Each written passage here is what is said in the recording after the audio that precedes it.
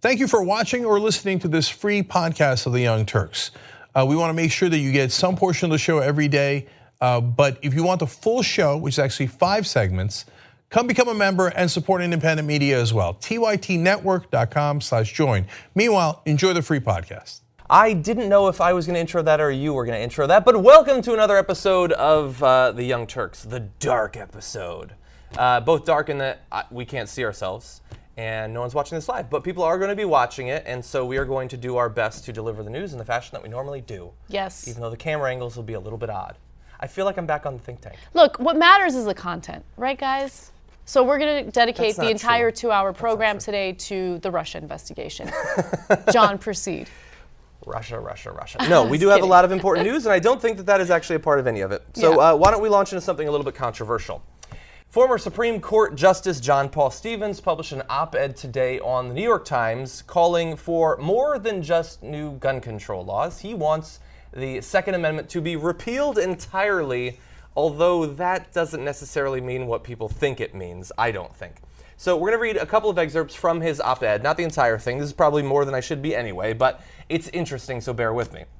John Paul Stevens said, in reference to the March for Our Lives and the push for gun control laws, that support, talking about how many people turned out for the marches, is a clear sign to lawmakers to enact legislation prohibiting civilian ownership of semi-automatic weapons, increasing the minimum age to buy a gun from 18 to 21 years old, and establishing more comprehensive background checks on all purchasers of firearms. But the demonstrators should seek more effective and more lasting reform. They should demand a repeal of the Second Amendment. And he goes back through the history of why he thinks that's necessary, and a lot of it has to do with the changing interpretation of what the Second Amendment actually represents, what it says and what it means. For over 200 years after the adoption of the Second Amendment, it was uniformly understood as not placing any limit on either federal or state authority to enact gun control legislation. In 1939, the Supreme Court unanimously held that Congress could prohibit the possession of a sawed-off shotgun because that weapon had no reasonable relation to the preservation or efficiency of a well-regulated militia. And there's other examples of that as well. If the gun or the ability to have the gun doesn't have anything to do with the clearly worded Second Amendment, then it could in fact be regulated, either at the federal level or at the state level. And he goes farther even more recently. During the years when Warren Burger was our Chief Justice from 1969 to 1986, no judge, federal or state, as far as I am aware, expressed any doubt as to the limited coverage of that amendment. When organizations like the National Rifle Association disagreed with that position and began their campaign claiming that federal regulation of firearms curtailed Second Amendment rights, Chief Justice publicly characterized the NRA as perpetrating, quote, one of the greatest pieces of fraud, I repeat the word fraud, on the American public by special interest groups that I've ever seen in my lifetime. And it has been successful because much more recently, just in the past couple of decades, District of Columbia versus Heller decision happened where they did in the end say that certain types of gun control would go against the personal ownership of firearms, having nothing to do with militias whatsoever. And the only reason to get rid of that would be to get rid of the Second Amendment. Right, so the DC v. Heller case back in 2008 really did change the way people perceived gun rights in the country. So previously, the way that the Second Amendment was interpreted was that a well-regulated militia had the right to bear arms, but the DC v. Heller decision focused primarily on individual gun rights, right? They interpreted it in a different way, and essentially that opened the floodgates for further deregulation of guns. And so what was fascinating about this op-ed piece written by John Paul Stevens was that it wasn't coming from a progressive former Supreme Court justice. It was coming from an individual who identifies as a Republican. And he sees that, you know, the Second Amendment has been misinterpreted, the NRA has become too powerful, and as a result, innocent lives are being taken in you know, these instances of gun violence. And so, look, my read of his op-ed was, yeah, he wants to repeal the Second Amendment, but and this is my own speculation, my interpretation of what he really wants is for people to interpret the Second Amendment the way that it was actually written, right? In the context of a well-regulated militia. But since it seems as though we're unable to do that, then let's... More recently, we've been unable to do that since 2008 when this DC v. Heller Supreme Court case came about and was decided on.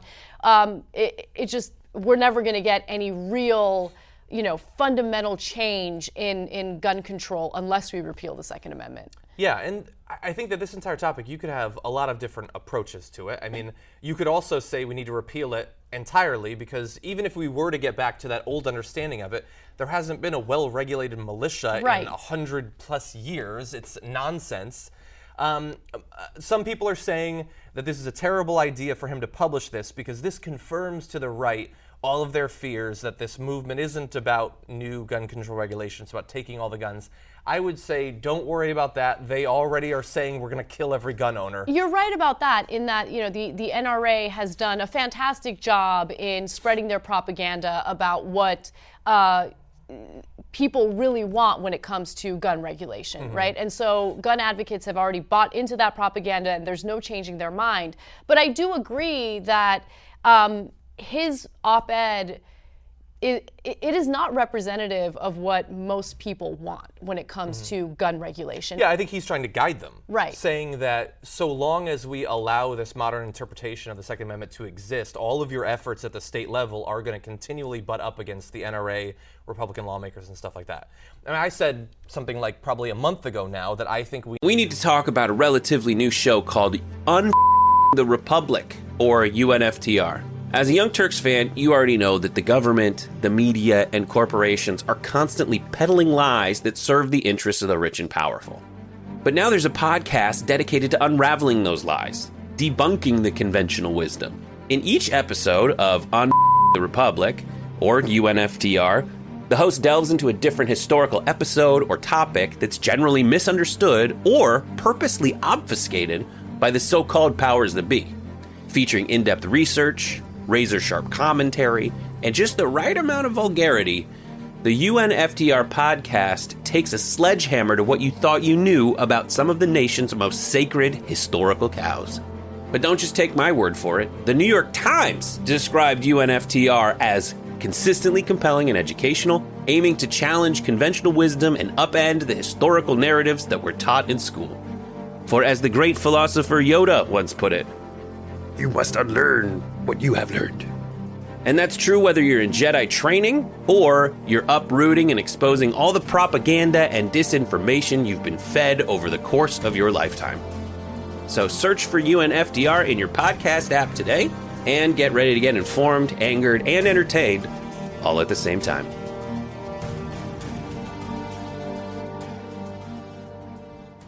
Need an amendment to amend the Second Amendment, not to get rid of it entirely, but to entirely reword it into something that works not just for those who want gun control, but also the Second Amendment as it's constructed right now doesn't serve anyone's interests because it is far too vague. I mean, I would say with the well-regulated militia part, it's not vague, but in terms of what's well-regulated and what it allows and what it doesn't allow, it's vague. And we know now that the ways that Supreme Courts can interpret it can change massively over time. So I think we need to amend it to say there will be limited ability to own guns for certain functions such as hunting, self-defense, with further regulations of various sorts coming from federal and state laws. Right. Or something more specific. I don't have my actual wording down, but that's what I want. So the Constitution was obviously written in a way to keep things vague, right? It's not meant to be a document that outlines policy. It's supposed to be a document that guides policy. And so the amendments are intentionally vague in some regard, right?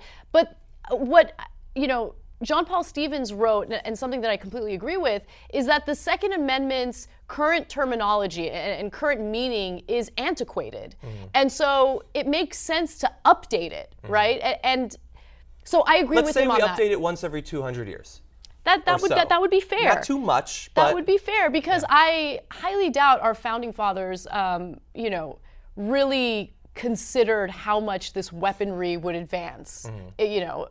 And it's advanced considerably. I mean, they weren't thinking about high-capacity magazines. They weren't thinking about military-style assault weapons. They weren't thinking about, AR-15s and those types of weapons. And so I think it does make sense to look back at the Second Amendment and think about how to modernize it in a way where it will apply to our current society. And yes, in a way that benefits both parties, both gun advocates and individuals who want common sense gun legislation. Yeah, perhaps not gun advocates who are out of their minds and want everyone to have tanks, And but by the way, reasonable gun owners. Reasonable gun owners. And I would argue that the majority of gun advocates are reasonable. Unfortunately, they are being represented by the most extreme individuals in the NRA who, of course, have a profit motive to push out more guns. Yeah, and just one final point I want to make about what this means. Like, again, I think we should amend the Second Amendment, not remove the Second Amendment.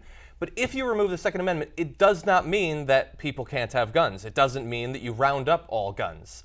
There are plenty of countries around the world that have no constitutional provisions for gun ownership, but people can own guns. You could still have laws. There's no constitutional right to smoke cigarettes, but people smoke cigarettes all over the place. There would still be laws at the federal and at the state level regulating what sorts of guns and gun accessories you'd be able to have. So even if we got rid of the entirety of this, it does not mean they'd be coming for all your guns. It doesn't mean it would be illegal to own a gun. That is complete misinformation. Fresh off the March for Our Lives, the New Jersey Assembly has passed not one gun control law or two, but 6 all in one day, which is, I think objectively, a lot of movement on one policy. Now, look, New Jersey is an area that has fairly strong gun laws, especially in comparison to some parts of the country. So in some ways, this just a little bit strengthens it or opens up new areas where they're going to do some gun control. And of course, gun rights advocates in New Jersey are saying that this is traitorous and all that. But I want to talk about all 6 of these, at least briefly, because it's progress. And we need to highlight the areas where progress needs to happen, but we can't just forget when we're succeeding. I think people are too worried about, it's like a sort of superstitious thing where we don't want to like jinx it or something. Or we think that if we talk about the good things, then we're not doing enough to acknowledge the bad things. But this is progress, and so I want to break these down. Before you jump in, I'll explain why I think people are worried. It's because in the past, whenever there's a little bit of progress on a difficult political issue, people get complacent. So I think there's a worry about complacency, which we have seen in the past when it comes to gun violence and gun legislation. But I agree with you in that it's important to celebrate some of the victories that we're seeing across the country with gun control. And New Jersey has in the past attempted to pass similar measures. And unfortunately, they were unable to do so because Chris Christie was their governor. Now, Phil Murphy, a Democrat, is the governor, and he intends on signing this legislation into law. Exactly, yeah. Yeah, and I would say, look, I mean, when I was in grad school, it was for political psychology. So I think your concern is very justified. But I think at the same time, we can worry about complacency. We can also worry about apathy, which could result from not thinking that anything is happening. Absolutely. So we need to deal with both of those. So now let's jump into the bills. We're going to talk about each of these. Feel free to jump in if you want to comment. 2 bills would make it easier to seize guns from certain owners, like if they're a member of the NRA. No, I'm kidding. That's the conspiracy theory, but no. One passed 62-7 with 7 abstentions, so very popular. Would require law enforcement to seize firearms from those who mental health professionals determine are, quote, likely to engage in conduct that poses a threat of serious harm to the patient or another person. That seems incredibly reasonable. Seems like it would have already been the law in many places. The other bill would allow a police officer, family member, or household member of a gun owner who, quote, poses a significant danger of bodily injury to self or others to file a petition with law enforcement or state superior court for a temporary extreme risk protective order, allowing authorities to seize the weapon. And then there would be a very short horizon for how long they have to bring it into court and talk about it before they can get their gun back, but it could allow them to stop something from happening. So I think that part of their gun control legislation is the most important, because a common misunderstanding that people had in regard to the Parkland, Florida shooter was that the police and the school administration had absolutely no power to take any weaponry away from that student. None whatsoever. He would have to go through a very lengthy court situation, and no one can come in and unilaterally take someone's gun away, even if that person poses an imminent threat. There needs to be laws put in place, policy put in place that would allow proper law enforcement to come in and take action if they deem that individual, a threat. Now, some weren't quite as controversial necessarily. One bill to ban armor-piercing bullets which are already prohibited generally in New Jersey, passed with 0 no votes after the state attorney general explained that they wanted to better line up state law with federal law. And effectively what it was is they added one additional type of ammunition to the banned list. And this is important to highlight, both because these are the sorts of types of ammunition that should definitely be banned, but also when we talk about different forms of gun control, very often gun rights advocates will say, well, like, you're defining these classes of weapon in a way that, well, what if you change this type of thing, or you take this scope off, or something like that? And that is a great concern, and legislation can be updated. If it's not quite doing what it needs to do, you can add new types of ammunition or take them off, or vice versa, and things like that in the future. They're doing that here, shows how easy it is.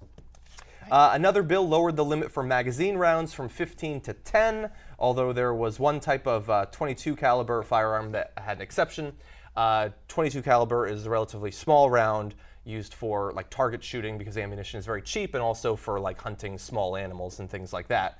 Not the type of weapon necessarily that is used in a lot of mass shootings, but overall it does limit the magazine size, which is progress. Another required background checks for private gun sales. Boom. And boom. That's also incredibly important. Yes, that's a big update to gun control policy. And look, it makes me sad that right now action is being taken on a state-by-state level.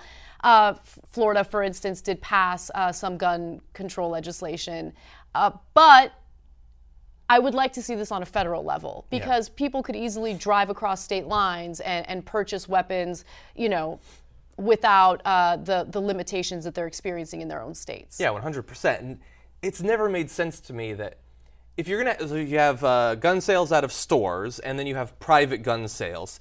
If you were only going to have background checks in one of the two, how did it end up that the private gun sales are the ones without it? Right. Like, you have some guy who sells guns all day long. He deals with a lot of people. He could probably pick up on a creepo a little bit easier. Some random guy is supposed to personally determine if he should sell this gun to someone. No, there should obviously be background checks. Exactly. And when it comes to private sales, remember, you're talking about one party that is looking to, get rid of a gun and make some money. They have an incentive to sell that gun. They want the money. Exactly, yeah. Yeah, and it's easy for me to say, well, why would anyone be against this? But it's a myth. People are not against this. Something like 90+% of America is for this. It should already be law across the country. It is BS that we have to fight for it in this particular fashion. And so those are your 6. And as Anna alluded to, the bills will now go to the Democrat-led Senate, where the president of the Senate says that it is likely to pass, and the governor supports all of them. This is a reminder that, again, party control of Senates and Assemblies matters. Certainly the party control of the governorship matters, because many of these bills would not become law if Chris Christie was still running New Jersey. So these sorts of things matter in a very real way. Can I read one quote, by the way? So this is from one of the Republicans in the Assembly who does not support this. So understand that this quote, this is a recent quote, this is from just yesterday, and this is after, Parkland, this is after Mandalay Bay, this is after this huge movement, the marches have happened, and Assemblyman Harold Worths says, "They're just feel-good politicians that are trying to get headlines and use a horrible tragedy. When I first ran for Assembly, I told people they were coming for your guns." Remember, we broke down all 6 of those. They're not coming for your guns unless you pose an imminent threat to yourself or others. The ultimate goal of many of these people, if they had a magic wand, would be to take every firearm away from you. Don't believe the rhetoric that they say, "We're for law-abiding citizens, we're for hunting." That's pure BS. But we told you what all 6 of the bills are, and you can see for yourself, what are they doing? Are they doing sensible gun control that still allows people to hunt and protect themselves? Or are they taking every gun? You can decide for yourself. They love to use the slippery slope argument when it comes to gun control, even though the slippery slope argument is a ridiculous argument when it comes to pretty much any other policy. And this is not a slippery slope. Again, we have constitutional protections. We have the right to bear arms. We just have to ensure that we don't allow people who have no business owning lethal weapons to go out there and purchase those lethal weapons. Exactly. So it will now go to the Senate, and then the governor is likely to pass, so there is some progress, at least in New Jersey, coming out of this movement.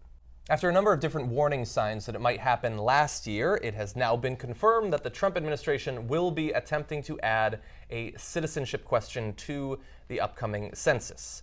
This is the first time that a question like that will be on the census since 1950. which is important. I'll repeat that. It has not been on since 1950. That's a fact. You can check the old Census. And the reason I bring that up is because of some breaking news that I saw on my phone between stories. Sarah Huckabee Sanders was asked today about this at a press conference, and she said, "This is a question that's been included in every census since 1965, with the exception of 2010 when it was removed." She then repeated that. It hasn't been on since 1950. So it's one thing where the president lies and then she has to go and sort of talk circles around his lie, but she is now simply lying about an objective fact. It hasn't been on there. So why would we care about this? Why is it important? Why is California now suing to stop that from happening? Well, there's a lot of different reasons, but basically the idea is that if you have a citizenship question on the census and people know that it's going to be on there, then people who are not citizens might not want to fill out the census, which is incredibly politically important because a number of different government policies and sets of money are apportioned to different areas based on responses from the census. And that is supposed to be completely divorced from whether people are citizens or not. For instance, how many congressmen a state will have. Now, the Constitution is very clear. We are supposed to do a census, figure out how many people live in a household, how many households are in an area, and apportion congressmen based on that. It does not say based on how many citizens are living in an area. And that is just one way that apportionment works across the country. And so the idea is that if this goes on there, it's the entire reason they're doing it, then blue states and cities are going to be hurt by this, and rural areas and red states are going to benefit. We had something similar in 2010 for different reasons, but this would be putting that on steroids. Right, but I also want to mention some of the red states that do have, large immigrant populations that would also be hurt by this. So Texas would be hurt by this, Arizona to some extent would be hurt by this. And so it's a really bad idea because yes, you're absolutely right in that it will, deter people from filling it out and answering because of worry of retaliation by the Trump administration and ICE officials. It will impact the way districts are drawn in given states. So right now, you have the Justice Department arguing that, oh, come on, that one question isn't really going to have a huge impact on whether or not people respond to the census. I think they're really underestimating, the impact that it's going to have. Well, they wouldn't be doing it if it wasn't going to have an impact. That's why they've been fighting for it for over a decade. Exactly. And another argument that I keep hearing over and over again from those who want the question on the census is that historically, the individuals who are compiling data for the census do not share or transfer that data and information to other government agencies, like ICE, for instance. But things are very different under the Trump administration. And we are seeing unprecedented activity by immigration officials because they are emboldened, and they are more than emboldened. I think some of them are pressured to be more draconian in their enforcement policies and in deporting people. So it really worries me that some of this information might be used as something that could disadvantage people who do answer, and B, that it'll lead to a population count that isn't actually accurate or representative of what we're seeing in various states. Yeah, I mean, I would not be surprised if they share the information throughout the government. At the very least, Facebook's going to get access to it. Well, they already have access to it. They somehow already did the census themselves. They did. So I want to read a quote from former Attorney General Eric Holder, who had this to say: "The addition of a citizenship question to the census questionnaire is a direct attack on our representative democracy. Make no mistake, this decision is motivated purely by politics. In deciding to add this question without even testing its effects, the administration is departing from decades of census policy and ignoring the warnings of census experts." And there's reason to believe, by the way, that that lack of testing could be significant, not just for the likely effects of having this question on the questionnaire, but also for the ability of the people running the census to actually run it. The Census Bureau's top 2 positions right now have interim occupants. They don't even have permanent leadership. And it's been forced to skip 2 of its 3 trial runs for the 2020 census because of funding shortfalls. If response rates for the census are low, critics worry that the Bureau may be unable to adjust the data or deploy enough census takers to low response communities. Because obviously what they're trying to do is they're not going to talk to every community. They're going to attempt to talk to a representative sample of those communities. And if they go into an area and people aren't responding, they're going to be forced to adapt how they model the information they got to the population at large. And if they have too few responses, they might not be able to do that in an accurate fashion, especially if they don't have good leadership, if they're not being funded at the right levels, which has all been true over the past year plus. Exactly. There's one other area that I want to get into. Obviously, Fox and Friends is excited about this, and so they were talking about that, and they didn't necessarily get the answers they wanted on the constitutionality of this particular question, which you'll see. At TYT, we frequently talk about all the ways that big tech companies are taking control of our online lives, constantly monitoring us and storing and selling our data. But that doesn't mean we have to let them. It's possible to stay anonymous online and hide your data from the prying eyes of big tech. And one of the best ways is with ExpressVPN. ExpressVPN hides your IP address, making your activity more difficult to trace and sell to advertisers. ExpressVPN also encrypts 100% of your network data to protect you from eavesdroppers and cyber criminals. And it's also easy to install. A single mouse click protects all your devices. But listen, guys, this is important. ExpressVPN is rated #1 by CNET and Wired magazine. So take back control of your life online and secure your data with a top VPN solution available, ExpressVPN. And if you go to expressvpn.com/TYT, you can get 3 extra months for free with this exclusive link just for TYT fans. That's expressvpn.com/TYT. Check it out today. Can we not actually play the video? We can't, no. But I But watched. it's going to be in there. Yeah. Okay, good. Yeah. Okay, that's what you alluded to earlier. Yeah. Okay. Yeah, so Napolitano's not one of my favorite people, but there at least he seems to understand a little bit of the background of this particular topic. And thanks to California's pending lawsuit over this, it is going to be interesting to see if they're able, as we have in many other areas where judges have had to step in and curb the excesses of the Trump administration. It's going to be interesting to see if they can do that in this area. Right, exactly. And to be clear, and I really want to re-emphasize, you don't have to answer anything that is asked of you when there's a census official knocking on your door. Now, you can't lie on the census. You shouldn't lie on the census, but if you choose not to answer and you get approached by a census official, you have that right to remain silent. Yeah. You have that protection. Exactly, yeah. And if this does actually go into law, I think that some sort of massive campaign is going to be necessary to tell people both that they should still fill it out and they cannot respond to particular questions if that's what they're worried about. Right. Okay, that's it for that one. You're right in the middle of this podcast. We got another great segment coming up for you. If you'd like the full show, which is actually 5 segments, go to tytnetwork.com/join.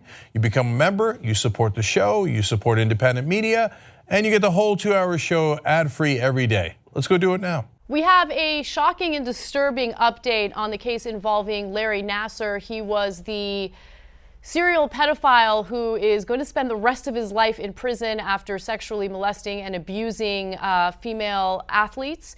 And it turns out that the former dean of MSU, his name is Dr. William Strample, has been arrested. And when the story first broke, people were speculating as to why he was arrested.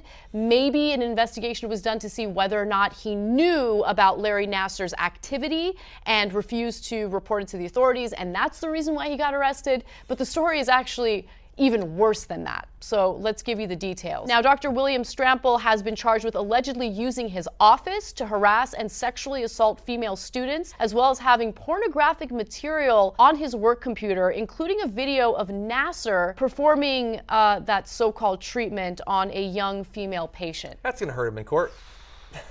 Probably ought not to have that. Wow. Yeah, I mean, any of this stuff is going to sound bad.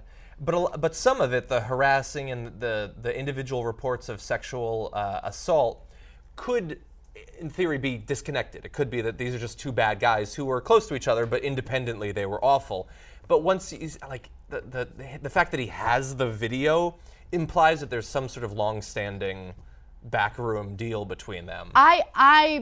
And again, this is my speculation because I don't have all the evidence in front of me. And I have even less. But based on what I've pieced together, it seems as though Strample did know about what Nassar was doing, because not only was that video found on his computer, back in 2014, a female athlete, came to Strample and said that she had been assaulted, and he claimed that he investigated it and found no wrongdoing.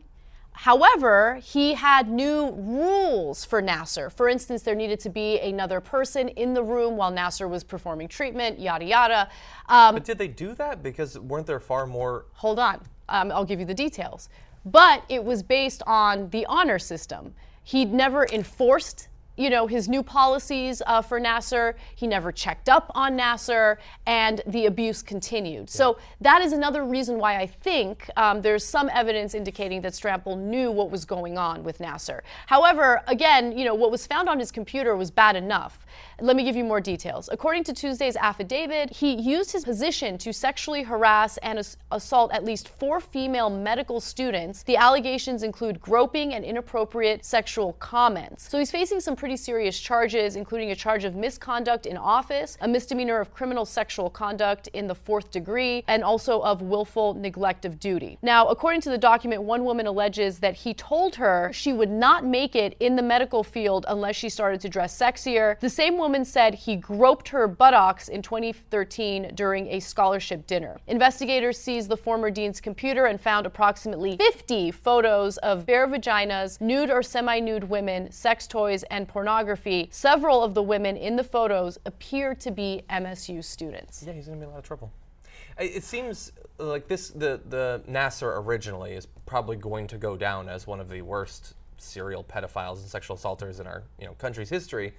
But imagine finding out about it as a separate human being and not feeling compelled to do something to stop it. In fact, taking advantage of it for yourself. The reason why Nassar was able to get away Allegedly. with what he did for decades is because he happened to be surrounded by some people who were not only complicit, who were engaging in similar activity. Mm-hmm.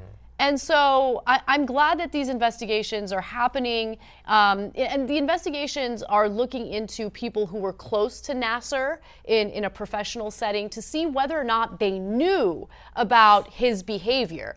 And it just so happens that through these investigations, we find out the former dean of MSU was engaging in misconduct himself.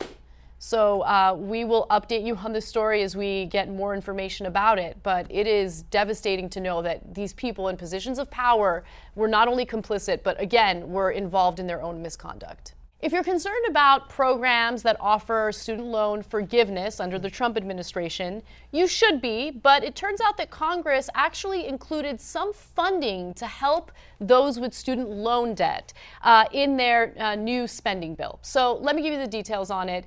Keep in mind that this is by no means a big fix or even a small fix. It is a minuscule fix, but it could positively impact your life, and I want to make sure you have the information about it. Now, this story has to do with the Public Service Loan Forgiveness Program, which was implemented under the Bush administration. The whole point of the program was to offer student loan forgiveness to individuals who take up jobs in public service or for nonprofits, and as long as they work at that organization for 10 years and make payments toward their student loan in those 10 years, after that decade is up, that student loan would be forgiven. Now, there was some worry that the Trump administration would not honor the program, and there was a lack of funding to honor the program. However, Congress has included some funding in their recent spending bill to help with this issue. Now, as part of the new $1.3 trillion federal spending bill, Congress authorized a $350 million fix to fund a popular student loan forgiveness plan that many financial experts say is currently failing. Now, in order to qualify, you'll still need to have a loan from this direct program. You've had to have made all your payments in full and on time in that 10-year span, and you had to have worked 10 years in a public service job with a qualifying employer. Now, as long as you meet all of those requirements, you could apply to have your debt forgiven in about 2 months. So in 2 months, they will open up the application process. Now, the forgiveness plan will be given out on a first come, first served basis. The reason why I mention that is because $350 million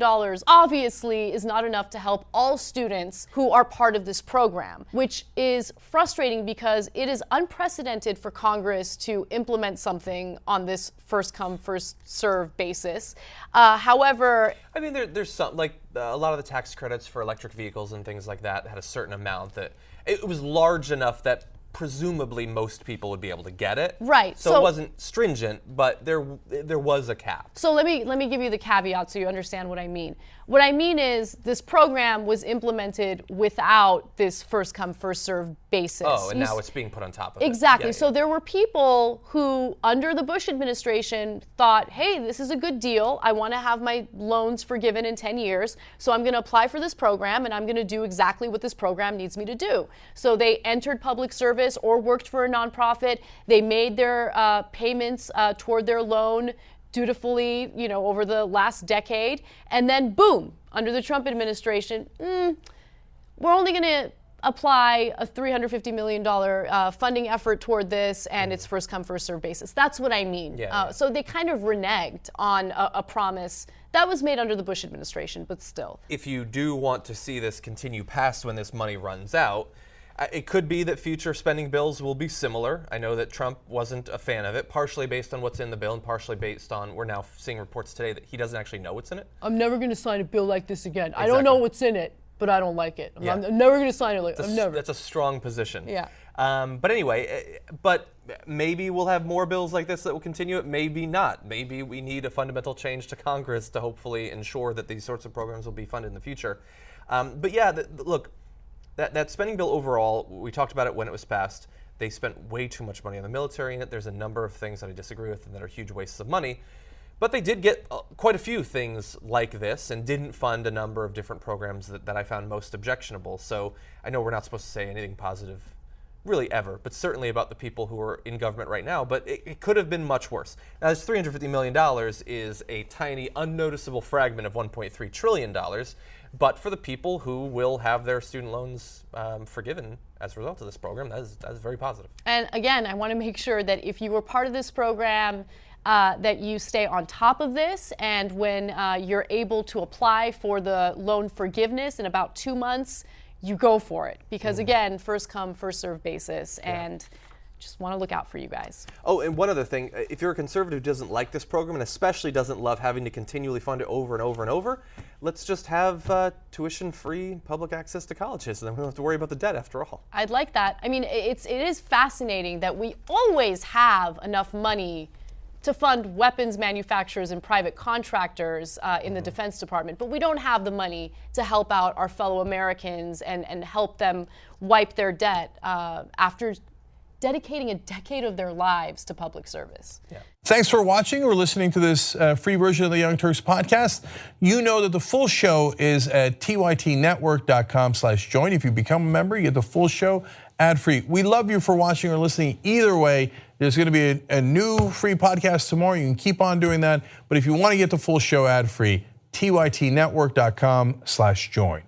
Thanks for listening to the full episode of The Young Turks. Support our work, listen ad-free, access members-only bonus content, and more by subscribing to Apple Podcasts at apple.co/TYT. I'm your host, Cenk Uygur, and I'll see you soon.